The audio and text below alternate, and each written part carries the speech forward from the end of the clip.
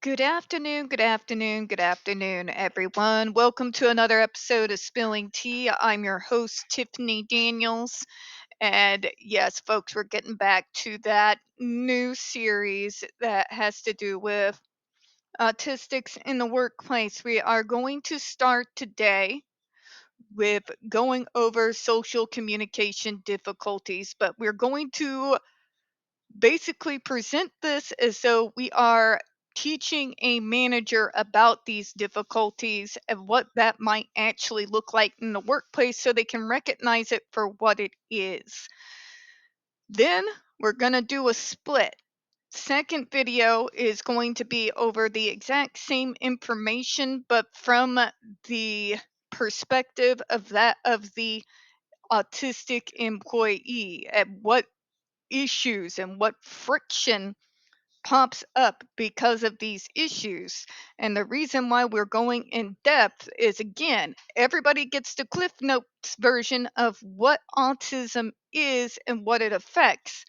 What they don't do is put it from a perspective as to what is the practical application to come over these issues.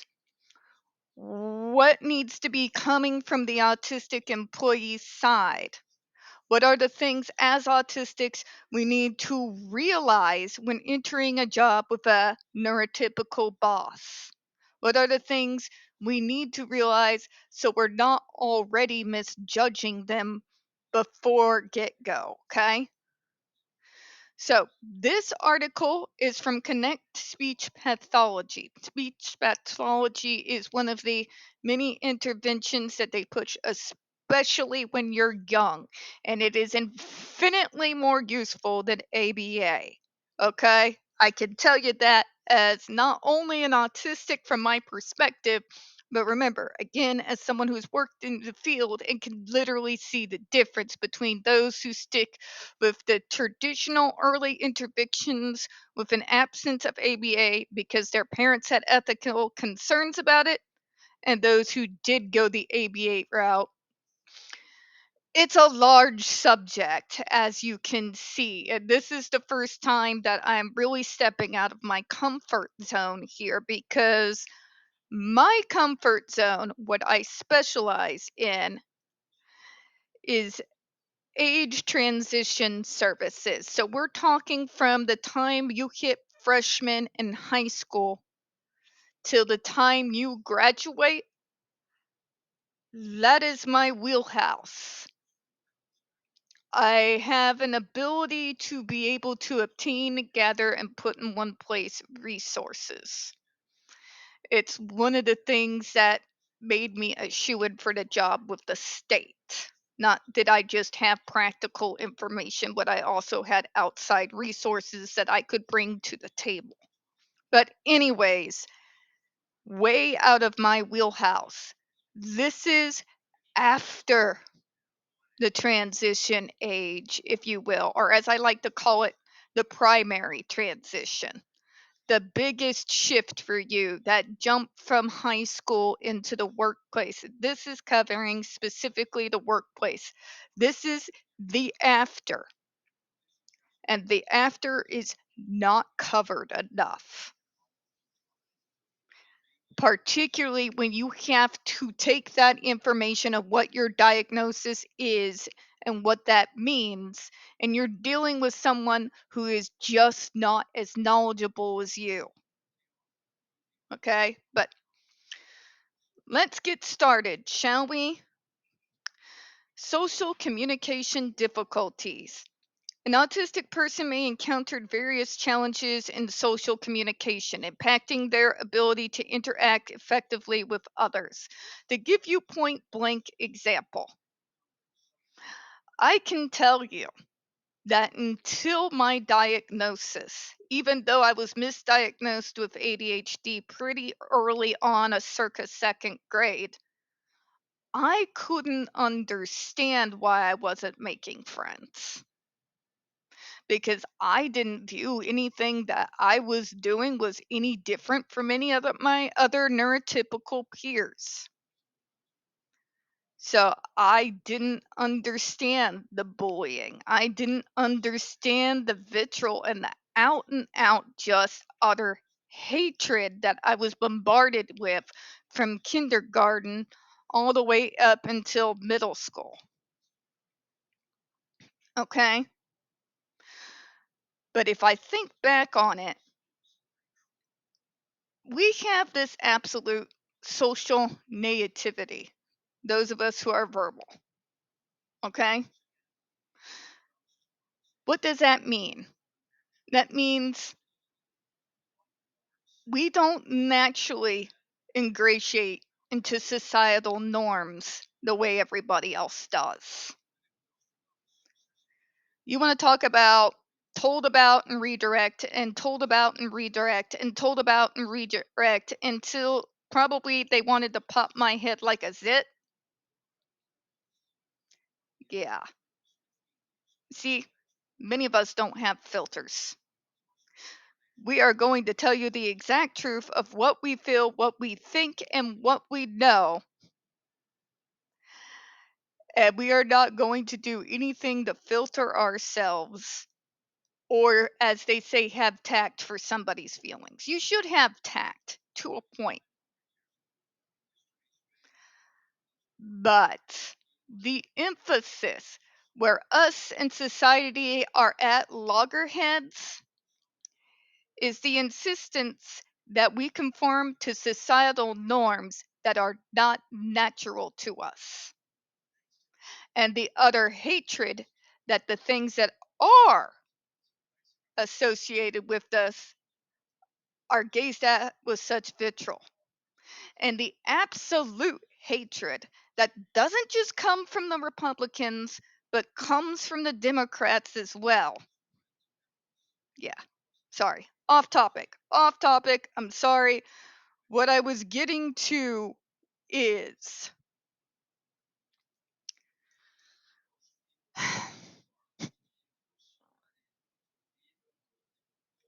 autistics start not knowing about societal norms.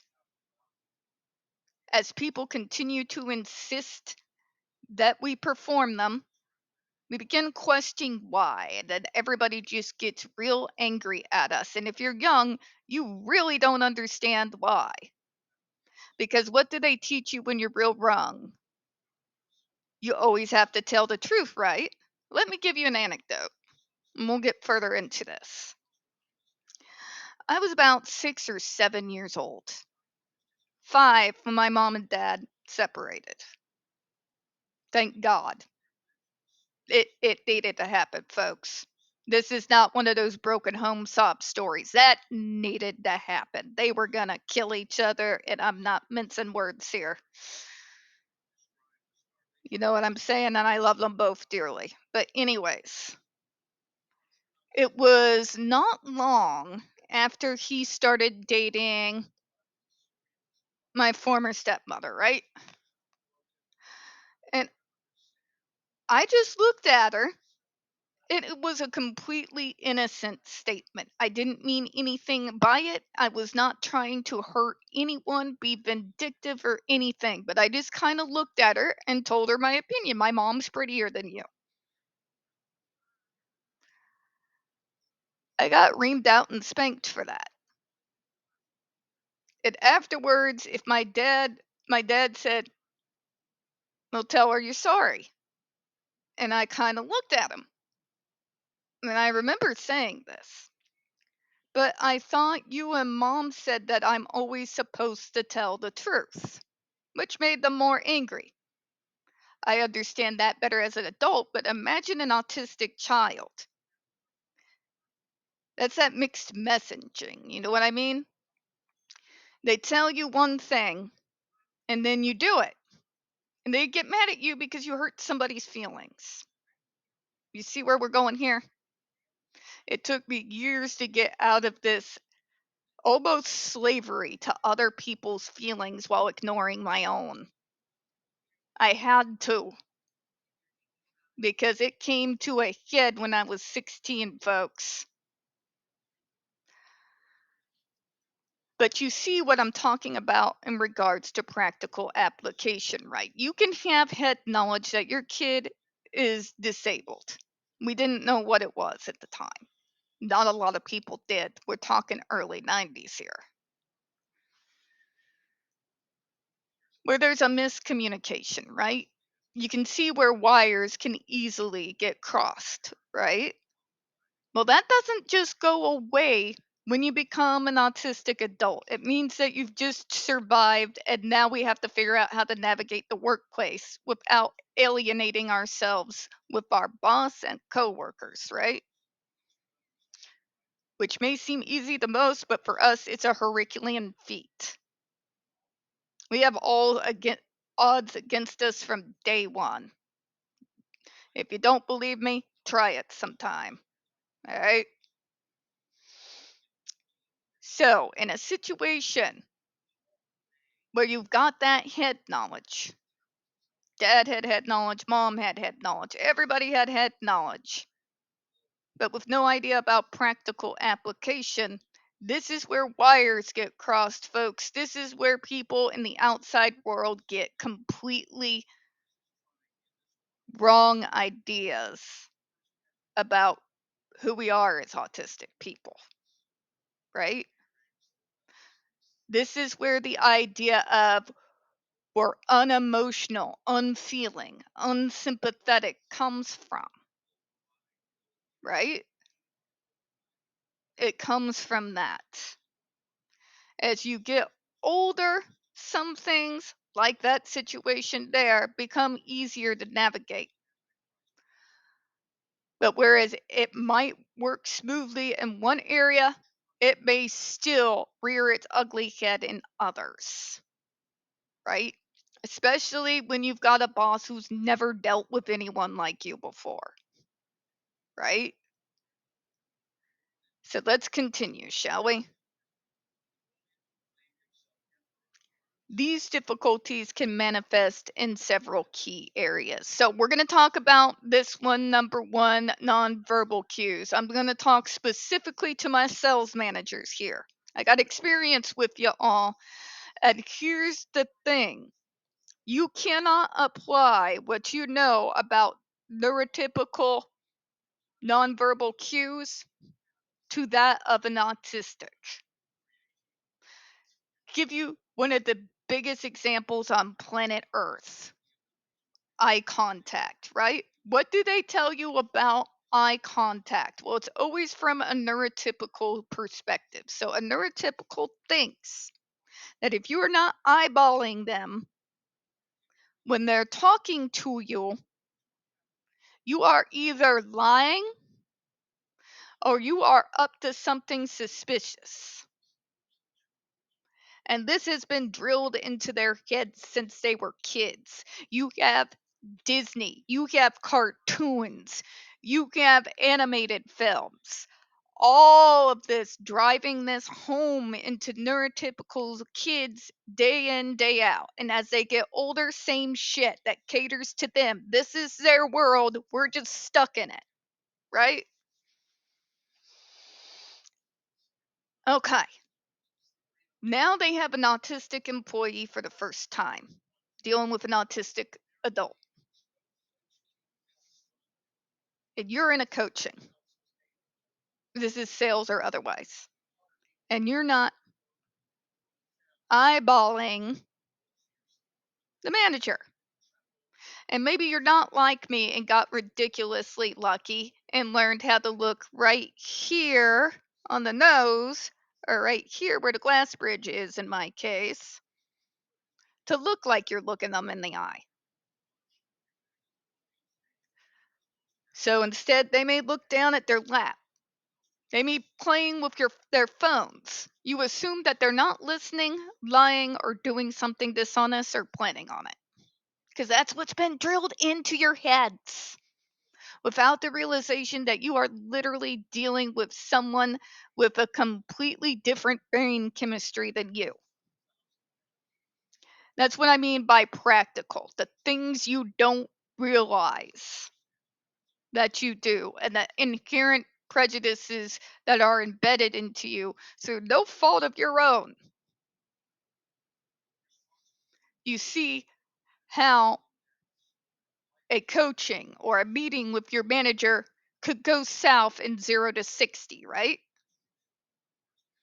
Because kids, the time to bring up things like this is not in one of those settings where you're going on a written or you're getting a warning.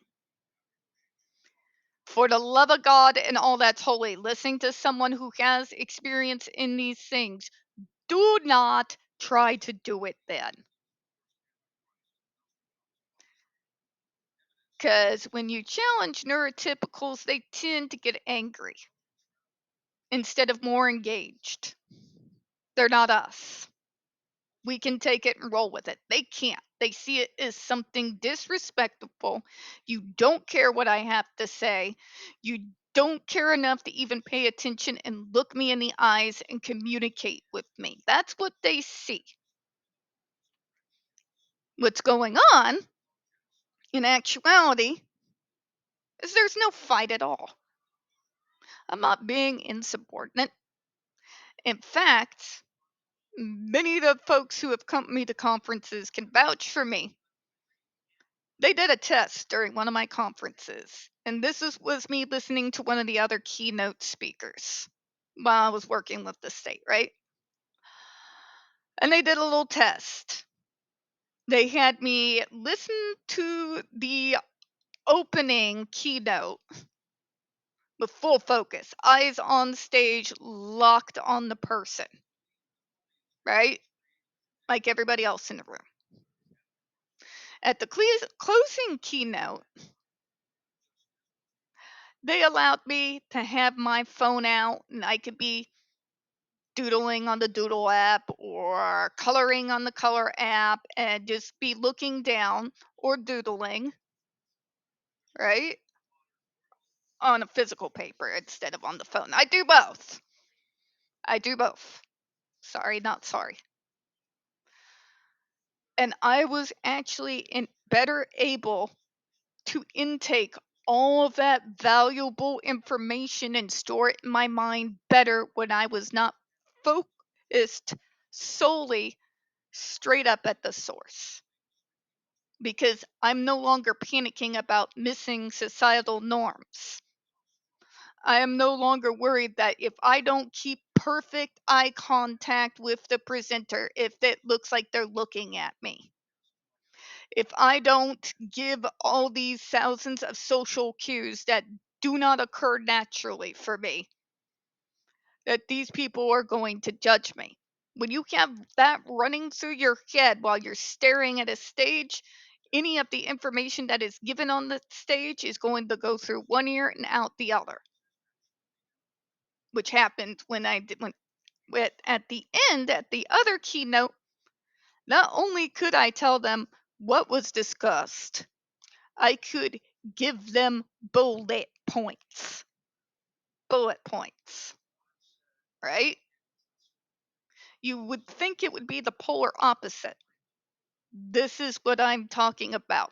So, managers, to start off this video, do not assume that just because your autistic employee is not staring at you dead in the eye while you talk, that they're not listening. When they don't look you square in the eye, do not assume that it is a sign of disrespect. Do not assume it's because they don't care or because they hate you. It's because we don't like looking people in the eyes. It can be physically painful for us to do that sort of thing and panic about all the things I have to appear to do. Not only just look you in the eye, but if I do so at your command and I don't blink, well, then I'm labeled as creepy. But the person who asked me to do something that was against my nature, oh, they're perfectly in the right. You see where this can lead to mistaken animosity between employee and employer, right? Like, it explains itself. Also, tone of voice. Here's a weird one for you. This is me. A lot of times I can tell how someone feels about me by their tone of voice. Where my difficulties come in is not recognizing my tone of voice and the volume at which I am speaking. Always been difficult. To this day, I'm pushing 40 years old. There are times when I go out to Silver Dollar City and I say something and I don't even realize how loud I am until mom and half of the street at Silver Dollar City that we're walking it down turns around and looks at me, right? Yeah, that can be fun in work situations, especially when you're coaching and you're particularly emotional. Ask me how fun that is sometimes.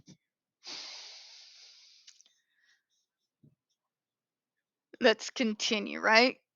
This difficulty can lead to misunderstandings in social interactions. Again, imagine the boss, the employee, the stare me in the eye episode. Keep that in mind because that is one of the most brilliant examples I'm going to be using throughout the entirety of this series. Such as subtle emotional signals may be missed or intentions misinterpreted. Here's a thing, this is going to be weird for you all. I actually pick more up on subtle emotional signals and tones of voice when I'm not looking at a person than when I am looking at them. Not looking at them allows me to completely focus on what it is that they are saying and be able to close out everything else, including the sensory visual issues, right? So, managers, do not assume that because you pull them in and they're having some issues, that just because they don't stare you in the eyes doesn't mean that they're not listening to you. Matter of fact, if they're not staring you in the eyes, they're more than likely to have better interpreted and heard every single word you just said, because staring at you would have then become the hyper focus. And then the performance that happens because of it takes over the mind. So at the end of the meeting, when they ask you what you have to say, what are you going to say? I just spent this entire hour long coaching just using all my brain power to appear as neurotypical and normal as possible so you won't go off at me. Because I exhausted all my mental capacity on that, I can't tell you a single word you said because I was too busy having to force myself to jump through all these hoops. Right? Please, bosses, internalize this for the love of God. All right? What is it that the Bible says? It's one of my favorite passages. It's the wise man knows and understands that they know nothing. Right? What's the more modern one? Assumptions make asses out of you and me? That's doubly true when you're dealing with a neurotypical. Even if it's an ADHD as opposed to autistic, there is a lot of crossovers. And this is exhibit A, in case you're wondering. All right? That's a way wires may be crossed. That's a way where there can develop an animosity between employee and employer that doesn't have to be there. And that is all drawn up by miscommunication and misunderstanding. That is the point of this series. Let's continue, shall we? Similarly, for someone with ASD, utilizing nonverbal cues can be challenging. Natural expression of emotions through facial expressions or gestures might be difficult. making it harder for others to understand their mood or intentions. Okay, this is a loaded one. There are individuals on the spectrum, and not all of us are like this. All of us have our different communication issues. I have a few less than others. I have other issues that I have greater that they do better. It's a thing, but not the point. Okay? There are those of us bitches out there who have monotony sounding voices naturally and have resting bitch face syndrome. I have resting bitch face syndrome. Or when I was younger, I used to call it stone face. What that means is even though I would feel all these emotions internally, the sympathy, anger, all of these, nothing changed in the fluctuation in my voice or body language to reflect it on the outside, though. It's one of those things that I didn't really notice until I got older and was out of school, right? So, if you're a manager and you are dealing with an autistic that may be like me and have chronic resting bitch face syndrome, we're going to call it chronic RBF syndrome, right? RBF. We're going to just call it RBF syndrome, right? Where there is no emotional thing going on here. Okay? Nothing. Nothing. You got nothing. I got nothing from it, right? How can that be misinterpreted when you're in the workplace? The question should be what doesn't go wrong? Especially when your boss hasn't even had the Cliff Notes preparation from yourself at that first meeting. I learned from my mistakes. Everybody knows now about my chronic RBF.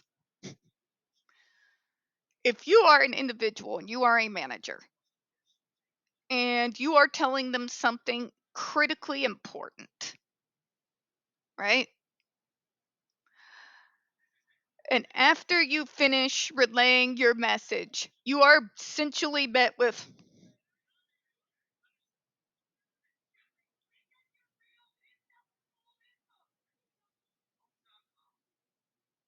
how are you going to react? You A blank face is a blank canvas. It can be either good or bad.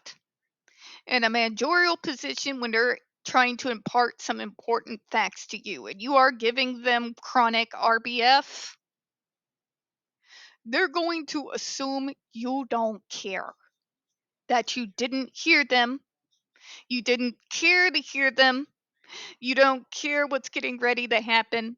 You're just there to collect a paycheck. And although that is true, most of us also want to do as good at our jobs as humanly possible, right?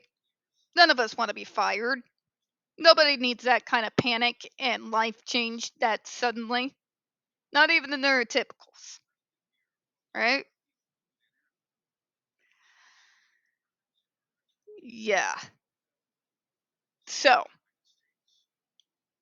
you can see where the miscommunication is there, right? Now, if you have someone who's openly autistic, they did nothing to hide it. They talked about it during their interview, and the first day they talked to you, the autistic, full disclosure, right away. The person knows their shit. That's me and a few others of us, right? And you are imparting something, you need to know that We are hearing what you are saying. We know what the changes are. We know what the changes are that you expect. You are giving a critical coaching. The sword of Damocles is over their neck. And you see where I'm going, right? And then the employee responds with chronic RBF, right? Chronic resting bitch face. What are you going to think? Are you going to think that they listened to you? That they respected you? That they were able to take in all that critical information that you just imparted to them? As an autistic, I would say yes. All of us have this innate ability to find and hone in on our own. It's almost supernatural. And not just us lay people, like we can talk somebody big like JD. Ever look at his friendships? We tend, us neurodivergent folks, unconsciously to gravitate towards our own, right? JD and Tim Burton. And I would bet you the farm, if I had a farm to put up for it, that Manson's one of us. I'm willing to put up a lot for that because my dar has been running off the charts when it comes to that man for decades. But, anyways, getting off the subject again, you can see how that would be detrimental if a manager only has a Cliff Notes version of what autism is and has absolutely no practical guidance of what that can look like in real life. So, managers, in situations like this, when you're dealing with an autistic with chronic RBF, chronic resting bitch face, through no fault of our own, and you've been told and you run into this situation, right? You are at square one with us. Let's make no bones about it here. You are at square one. When you're at square one, make no assumptions other than assuming you know nothing. Okay? In situations like this, the thing that would clear up literally all the miscommunication in the world is to have that person relay back to you what it is that you said. 9 times out of 10, especially if you weren't staring into them to the point that we felt like you saw our soul burned a hole into it and now in the back of our head, and now there's a burn hole through the wall. But one where we're able to look down at our desks without being judged or having that add on to the miscommunication, right? But have us relay the information in a way that is unthreatening. Almost all of us who are autistic have experienced some form of abuse or neglect, whether it has been done through the school systems, bullies, teachers, family members, caretakers, sometimes even all of the above, right?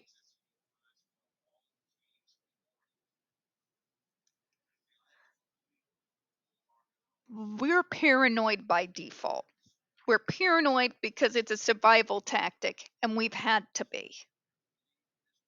All right. The last thing you want to do on planet Earth is make an autistic feel like the sword of Damocles is forever, perennially, until the day we die over our neck. We don't handle that kind of pressure well. If we are doing bad in our work, I guarantee you we already know it, and we knew it before you knew it. We are already paranoid and obsessed with the fact. The worst thing on planet Earth you can do is drive that shit home. Because we already know. And being paranoid, and many of us horrifically mistreated, we'll just assume that at that point you're looking excuses to fire us. Now that's a misunderstanding on the autistic parts. You see where miscommunication gets us from both sides? Why that would be detrimental to the autistic in the workplace? And the manager trying to manage that person who could end up being one of their best goddamn employees and producers? Exactly. Right? No sword of Damocles routine. It is literally the worst thing you can do. All right? The things that tend to help in these situations is practical advice. Advice, phraseology, an easier way of doing things that might work better for us, whatever it might be, it needs to be constructive. It needs to be practical. It needs to be something I can easily digest and put it to work immediately. That will always be infinitely more helpful and will help you as a manager raise that autistic employee up to all they can be than anything else. We are practical, analytical, logical people. All of us in our own ways, in our own areas of specialties where we excel in. Right? Okay? We're brilliant at what we tend to do. But if all you give is doom and gloom, and you give me no steps, no suggestion, no phraseology, nothing to change that and get yourself around all that, you're setting the autistic up for failure. We already know how bad we're doing. We knew how bad you were doing well before you caught on. We are already paranoid about it. The sword of Damocles routine just makes and fuels that paranoia to where we focus on that one thing that is causing us so much harm instead of being clear headed enough to think about what the steps need to be to ramify. Basically, you see what I'm saying, to change the situation. So, the best things you can do, managers, in types of situations like these, when you're dealing with an autistic, right?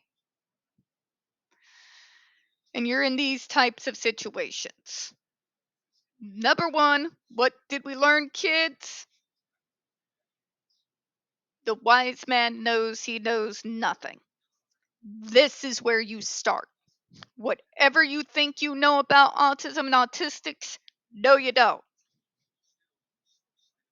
Internalize that, understand it, wrap your mind, your heart. I know some of y'all get a little emotional.